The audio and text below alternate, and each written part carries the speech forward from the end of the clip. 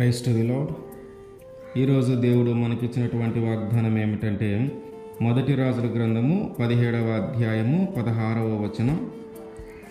తొట్టిలో ఉన్న పిండి తక్కువ కాలేదు, బుడ్డులో ఉన్న నూనె అయిపోలేదు. ఆమేన్.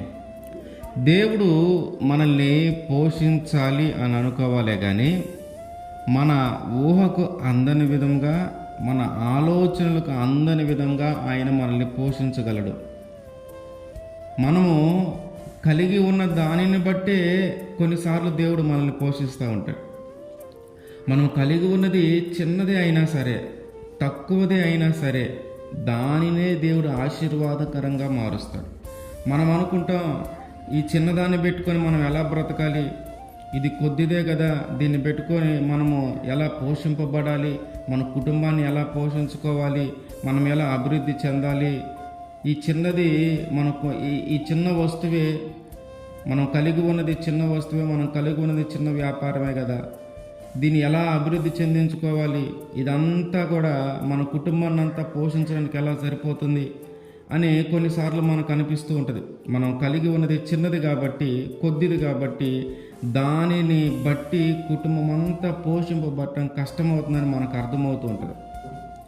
కానీ దేవుని యొక్క ఆశీర్వాదం ఎలా ఉంటుందంటే, దేవుని యొక్క ఆశ్చర్యమైన కార్యాలు ఎలాగుంటాయంటే, దేనిని చూసైతే మనము అనుమానపడుతూ ఉన్నామో, దేనిని చూసైతే మనము చేయలేము అనుకుంటున్నామో, దాన్నే ఆశీర్వాదకరంగా మారుస్తాడు.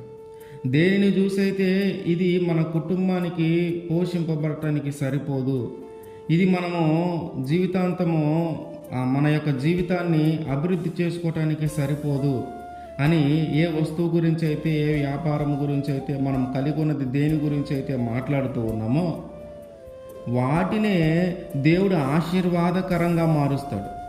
వాటినే దేవుడు ఆశ్చర్యమైన కార్యాలను వాటిలో జరిగించి అభివృద్ధి చెందిస్తాడు. ఆ విధంగా ఆయన మనల్ని పోషిస్తాడు. అయితే మనం కలిగి ఉండాలి ఏదో ఒకటి. సారెపతు విధవరాలు ఆ దేశం మొత్తం కరువు వచ్చినప్పుడు ఇక బ్రతకలేం, ఏదో కొద్దిగా పిండి ఉంది, కొంచెం నూనె ఉంది, ఈ కొద్దిగా పిండితో ఆ నూనెతో ఆహారం రొట్టెలు తయారు చేసుకొని ఇక తిని చనిపోవటమే. ఇక రేపటికి తినటానికి లేదు, ఇక రేపటి నుంచి తినటానికి లేదు, ఈ కరువు ఎప్పుడు పోతుందో తెలియదు, ఇక ఆకలికి అలమటించి చనిపోవటమేమో, ఇక చనిపోదాం అనే ఒక ఆలోచనలోకి వచ్చింది.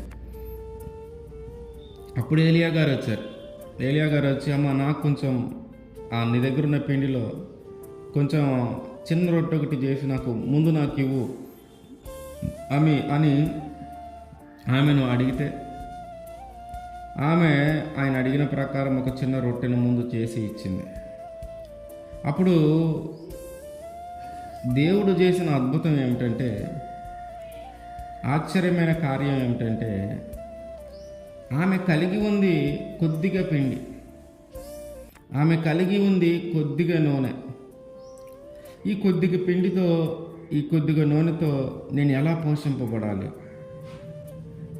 మా కుటుంబము ఎలా పోషింపబడుతుంది, ఇది ఇవాళ అయిపోతుంది, ఇవాళ తింటే ఇవాళ అయిపోతుంది, ఇంక రేపటి నుంచి తినటానికి ఏమీ లేదు, ఈ కొంచెము ఉన్న కొంచెం కూడా అయిపోతుంది, ఈ కొంచెము పిండి, ఈ కొంచెము నూనె కూడా అయిపోతుంది, ఇక బ్రతకటం కష్టము, ఇక పోషింపబడటం కష్టము అనుకున్న ఆ స్థితిలో ఆ కొంచెము పిండి తక్కువ కాకుండా, ఆ బుడ్డిలో ఉన్న నూనె అయిపోకుండా, కరువు పోయేంత వరకు, ఆ దేశంలో ఉన్న ఆ కరువు పోయేంత వరకు ఆ పిండి తక్కువ కాలేదు, ఆ నూనె అయిపోలేదు.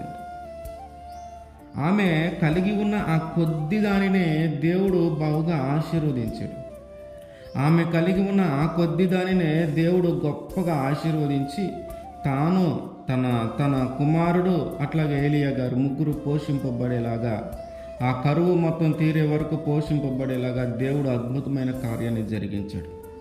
అట్లాగే మన జీవితంలో కూడా మనం కలిగి ఉన్నది చిన్నదే కానీ, మనం కలిగి ఉన్నది కొద్దిదే కానీ, దీన్ని చూసుకొని మనం పోషించబడలేమేమో, దీన్ని ఆధారం చేసుకుంటే మనం పోషింపబడలేమేమో, ఇది చాలా చిన్నది కదా, చాలా చిన్న వస్తువు కదా, చాలా చిన్న వ్యాపారం కదా, ఇది ఎలా మనల్ని పోషిస్తుంది, ఇక మనం కూడా ఆకలి దప్పులు తప్పవేమో అనుకున్న స్థితులు కానీ, పరిస్థితులు కానీ, ఆలోచనలు కానీ మనలో ఉంటే దేవుడు మన ఎడల అద్భుతమైన కార్యాలు చేస్తాడు.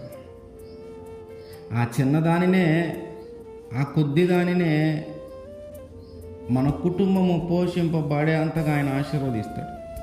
ఆ కొద్ది దానినే ఆయన గొప్పగా ఆశీర్వదిస్తాడు, గొప్పగా దీవిస్తాడు. దాన్ని ఆ కొద్ది దాని నుంచి మనము పోషింపబడేలాగున, ఆ కొద్ది దాని నుంచి మన కుటుంబం పోషింపబడేలాగున, ఒకరి మీద ఆధారపడకుండా మనం జీవించేలాగున దేవుడు ఆశీర్వదించగలడు. మన వైపు నుంచి చూసి మనం ఆలోచిస్తున్నది ఏమిటంటే, ఇది ఎలా సరిపోతుంది, ఇది చిన్నదే కదా, మనం ఎలా పోషింపబడతామని మనకు అనిపిస్తుంది. కానీ దేవుడు దానిని కూడా గొప్పగా మార్చగలిగినవాడు. దేవుడు దానిని కూడా ఆశీర్వాదకరంగా మార్చగలిగినవాడు. ఆయన ఎడల మనం నమ్మకం ఉంచుదాం, ఆయన ఎడల మనం విశ్వాసాన్ని కలిగి ఉందాం. ఖచ్చితంగా మనల్ని పోషించడానికి ఆశ్చర్యమైన కార్యాలు జరిగిస్తాడు. అద్భుతమైన కార్యాలను జరిగించి మనం కలిగి ఉన్న దానిని ఆశీర్వదించి ఆయన మనల్ని పోషిస్తాడు. ఆమేన్.